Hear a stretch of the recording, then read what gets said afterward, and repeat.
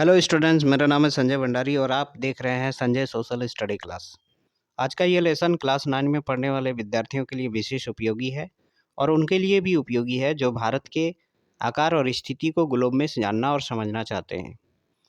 तो स्टार्ट करते हैं आज का ये वीडियो। सब्जेक्ट है ज्योग्राफी। भारत, आकार और स्थिति। ग्लोब में भारत का क्या आकार है, कैसी स्थिति है, इस चीज़ को किस किस प्रकार से ग्लोब में हम लोग जान या समझ सकते हैं, आइए देखते हैं। भारत जो है विश्व की प्राचीनतम संस्कृतियों में से एक है। पूरी दुनिया में जितनी भी प्राचीन संस्कृति है उनमें भारत का भी स्थान है। पिछले 5 दशक में भारत ने सामाजिक क्षेत्र में, आर्थिक क्षेत्र में, कृषि में, उद्योग में, तकनीक में, हर क्षेत्र में 50 सालों में, पिछले 50 सालों में काफ़ी प्रगति की है और इतिहास में भी भारत का महत्वपूर्ण स्थान रहा है विश्व के इतिहास में। आगे देखिए, चलिए समझते हैं कि भारत की स्थिति क्या है ग्लोब में। हम लोग जानते हैं कि भारत एक विशाल देश है। इसका जो स्थिति है वो है उत्तरी गोलार्ध में भारत स्थित है। उत्तरी गोलार्ध क्या होता है? विषुवत रेखा के जो ऊपर होते हैं जो देश, वो उत्तरी गोलार्ध में होते हैं और जो नीचे होते हैं वो दक्षिणी गोलार्ध में होते हैं। भारत का मुख्य भाग जो है 8 डिग्री 4 मिनट उत्तर से लेकर के 37 डिग्री 6 मिनट उत्तर अक्षांश और 68 डिग्री 7 मिनट पूर्व से लेकर के 97 डिग्री 25 मिनट पूर्वी देशांतर तक है। यानी कि भारत या किसी भी देश को ग्लोब में समझने के लिए उसका अक्षांशीय और देशांतर विस्तार को समझा जाता है। कर्क रेखा 23 डिग्री 30 मिनट उत्तर में देश को लगभग 2 बराबर भागों में बांटती है। आपने भारत के मैप में देखा होगा, मानचित्र में, उसके बीचों बीच एक डॉट लाइन पार होती है जिसको कर्क रेखा कहते हैं। उसको कर्क रेखा कहते हैं। वो 2 बराबर भागों में भारत को बांटती है। ये एक काल्पनिक रेखा है। दक्षिण पूर्व में अंडमान और निकोबार द्वीप समूह बंगाल की खाड़ी में और दक्षिण पश्चिम में लक्षद्वीप समूह अरब सागर में स्थित है। आप जब दक्षिण की तरफ देखेंगे, दक्षिण पूर्व में, तो आपको नीचे की तरफ भारत के मानचित्र में आपको बंगाल की खाड़ी में अंडमान निकोबार द्वीप समूह नजर आएगा और पश्चिम की तरफ अरब सागर में लक्षद्वीप समूह स्थित है। आगे देखिए, भारत का आकार। अगर क्षेत्रफल की बात करें तो भारत का क्षेत्रफल है 32.8 लाख वर्ग किलोमीटर। विश्व का कुल क्षेत्रफल जितना है उनमें भारत का जो क्षेत्रफल का हिस्सा हो जाता है वो है 2.4%। 2.4% भारत का हिस्सा है। तो इस तरह से भारत जो है विश्व का 7वां बड़ा देश हो जाता है। इसकी स्थल की सीमा जो है 15,200 किलोमीटर है और समुद्री तट रेखा अंडमान और निकोबार द्वीप समूह और लक्षद्वीप समूह के साथ कितना हो जाता है? 7,516 किलोमीटर। भारत के उत्तर पश्चिम, उत्तर और उत्तर पूर्वी सीमा पर नवीन वलित पर्वत है। ये वही पर्वत है जिसको आप हिमालय पर्वत के नाम से जानते हैं। देखिए आगे, इसके दक्षिण का भूभाग उत्तर में चौड़ा है और 22 डिग्री उत्तरी अक्षांश से हिंद महासागर की ओर संकरा होता गया है। भारत का जब आप मानचित्र देखेंगे तो आपको उत्तर की तरफ चौड़ा नजर आएगा और दक्षिण की तरफ संकरा होता गया है। अरब सागर और पूर्व में बंगाल की खाड़ी इसके स्थित हैं। अब देखिए, भारत का जो अक्षांश विस्तार हो जाता है वो होता है 30 डिग्री, लेकिन फिर भी पूर्व से पश्चिम का विस्तार उत्तर दक्षिण के विस्तार की अपेक्षा कम प्रतीत होता है। ऐसा लगता है कि उत्तर से दक्षिण का विस्तार जो है वो उससे पूर्व पश्चिम का विस्तार कम है, ऐसा महसूस होता है। अब आते हैं समय पर। भारत का जो समय है, जैसे उदाहरण के लिए गुजरात और अरुणाचल प्रदेश के समय में, स्थानीय समय में 2 घंटे का अंतर हो जाता है। 2 घंटा आगे पीछे है। इस समय की स्थिति को ठीक करने के लिए भारत में 82 डिग्री 30 मिनट पूर्वी देशांतर रेखा को भारत का मानक यामियोत्तर रेखा माना गया है। यह जो है उत्तर प्रदेश से मिर्ज़ापुर से गुजरती है। आगे मानचित्र में हम इसको आपको बताएंगे कि यह यामियोत्तर रेखा किस तरह से गुजरती है। मानक यामियोत्तर रेखा क्या है? उसी काल्पनिक रेखा के माध्यम से भारत का जो है समय को निर्धारित किया गया है। अब देखिए, दक्षिण से उत्तर की ओर हिंद दिन और रात की अवधि पर असर पड़ता है और इसी अक्षांश के प्रभाव से जो है दिन रात की अवधि पर असर पड़ता है। आगे देखिए, भारत और विश्व, भारत की तुलना विश्व से। भारतीय भूखंड हम लोग जान रहे हैं एशिया महाद्वीप के पूर्व और पश्चिम के बीच में है। पूर्व और पश्चिम के बीच में है, एशिया महाद्वीप में है भारत। अब जो है भारतीय जो भूभाग है, ज़मीन है, वो एशिया महाद्वीप का दक्षिण विस्तार है, यानी कि दक्षिण साइड में है, भारत लास्ट हो जाता है। हिंद महासागर जो कि पश्चिम में है, यूरोपीय देशों, हिंद महासागर जो कि पश्चिम में यूरोपीय देशों और पूर्वी एशियाई देशों को मिला देता है। हिंद महासागर भारत के दक्षिण की तरफ है और यह जो है पश्चिम में यूरोपीय देश और पूर्वी में एशियाई देशों को मिला देता है, कनेक्ट कर देता है भारत को, जिसके कारण भारत जो है केंद्र में आ जाता है, सेंटर पॉइंट पर आ जाता है। दक्षिण का पठार हिंद महासागर में शीर्षवत फैला हुआ है। पश्चिम एशिया, अफ्रीका और यूरोप के देशों के साथ पूर्वी एशिया के देशों से पूर्वी तट के माध्यम से निकटतम संबंध बनाए हुए है, यानी कि हिंद महासागर की स्थिति ऐसी बना देती है जिसके कारण भारत जो है किन किन देशों से, पश्चिम एशिया से, अफ्रीका से, यूरोप के अन्य देशों के साथ और एशिया के देशों से, पूर्वी एशिया के देशों से भी जुड़ जाता है, यानी कि इन सभी से संपर्क जुड़ जाता है, भारत का कनेक्टिविटी हो जाती है। तो इसी कारण से हिंद महासागर में किसी भी ऐसी तटीय सीमा कोई भी देश की नहीं है जिस तरह से भारत की है। तो इसी कारण भारत के स्थिति के कारण ही इस महासागर का नाम हिंद महासागर रखा गया है। आगे देखिए, यहाँ देखिए अक्षांश और विस्तार किस तरह से, अक्षांश और देशांतर किस तरह से हम लोग किसी देश में देख सकते हैं।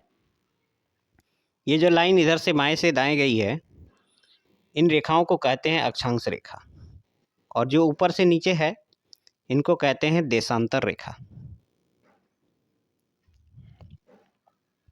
देखिए, ये डॉट लाइन जो है, ये डॉट लाइन सीधी ऊपर से नीचे, यही भारत की यामियोत्तर रेखा है और इसी रेखा के माध्यम से भारत के समय को निर्धारित किया गया है। अक्षांश से देशांतर विस्तार यहाँ पर देखिए डिग्रियों के माध्यम से स्पष्ट किए गए हैं। यहाँ देखिए पूर्वी देशांतर रेखा देखिए यहाँ पश्चिम में, यहाँ ऊपर भारत की तरफ देखिए ऊपर में भी, यहाँ देखिए टॉप पर अक्षांश रेखा, देशांतर रेखा इस तरह से समझाए गए हैं। भारत के नीचे भी आते हैं, देखिए यहाँ भारत के नीचे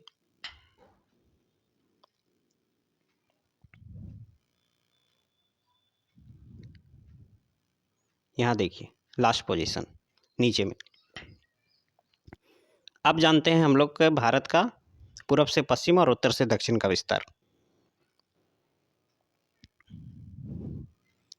देखिए पहले हम लोग पूर्व से पश्चिम का विस्तार देखते हैं। यहाँ एक सीधी रेखा को देखिए, ये पूर्व से पश्चिम का विस्तार है और इसकी जो चौड़ाई हो जाती है, दूरी हो जाती है, वो होती है 2933 किलोमीटर। और देखिए ऊपर से नीचे, जम्मू कश्मीर से एक नीचे सीधी लाइन, ये सीधी वाली रेखा ये नीचे तक जाती है अंतिम छोर तक, और इसकी चौड़ाई हो जाती है, यानी कि उत्तर से दक्षिण की चौड़ाई हो जाती है, यहाँ देखिए ये रेखा 3214 किलोमीटर। तो ये भारत का पूर्वी से पश्चिम और उत्तर से दक्षिण का विस्तार है। यहाँ आप बंगाल की खाड़ी को देख सकते हैं, यहाँ लक्षद्वीप समूह भारत का,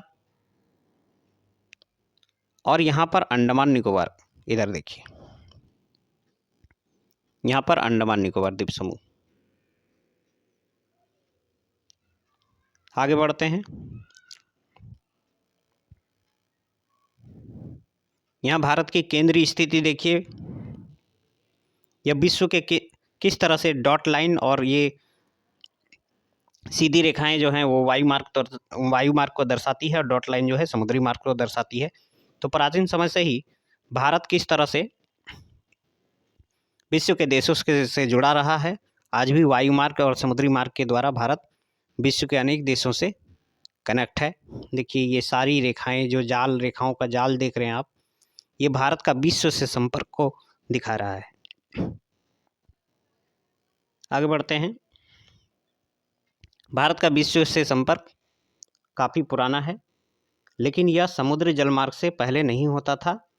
उत्तर पूर्व पर्वत में, जो उत्तर साइड में जो पर्वत है, हिमालय पर्वत, उन्हीं के दर्रों के माध्यम से आना जाना होता था। दर्रा क्या होता है? दो पहाड़ों के बीच का जो सकरा रास्ता होता है वो दर्रा कहलाता है। आगे देखिए,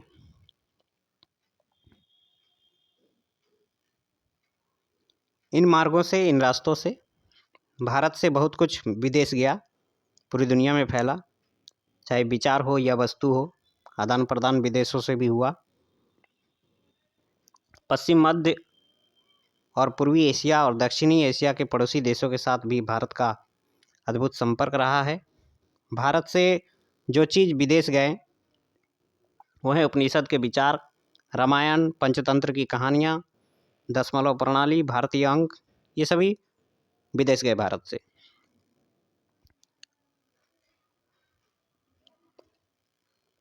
मसाले देख सकते हैं, मसाले, मखमल का कपड़े, काफ़ी सारी चीज़ें विदेश गई भारत से। और विदेश से भी क्या आया? यूनान से स्थापत्य कला, भवन को बनाने के डिजाइन्स,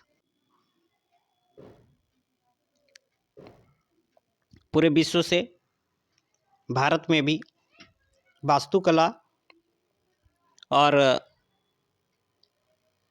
बहुत सारे चीज़ें भारत में आई, जो हमारे यहाँ की मीनारों, गुंबदों में देखा जा सकता है, उनके डिजाइन्स को। भारत के पड़ोसी देश,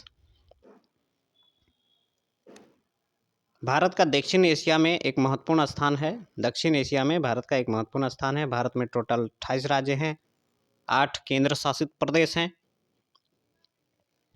इधर देखिए, भारत की भूमि और सीमाएं जो हैं, उत्तर पश्चिम की तरफ जाएंगे तो पाकिस्तान से सट जाती है, अफगानिस्तान से सटी हुई है, और उत्तर में चीन तिब्बत के साथ, नेपाल के साथ सटी हुई है, भूटान के साथ सटी हुई है, और पूरब की तरफ म्यांमार और बांग्लादेश के साथ भारत की सीमा लगती है।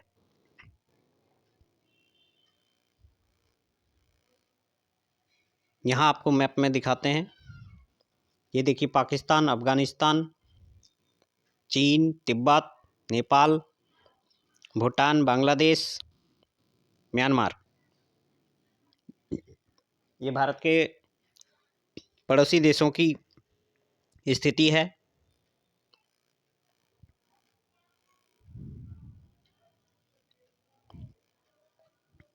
दक्षिण में समुद्र पार हमारे पड़ोसी देश, 2 द्वीप समूह राष्ट्र हैं, श्रीलंका हैं, मालदीव हैं। श्रीलंका और मालदीव को आपको दिखाते हैं। यहाँ देखिए, श्रीलंका और मालदीव, ये दक्षिण में स्थित हैं, 2 हमारे पड़ोसी।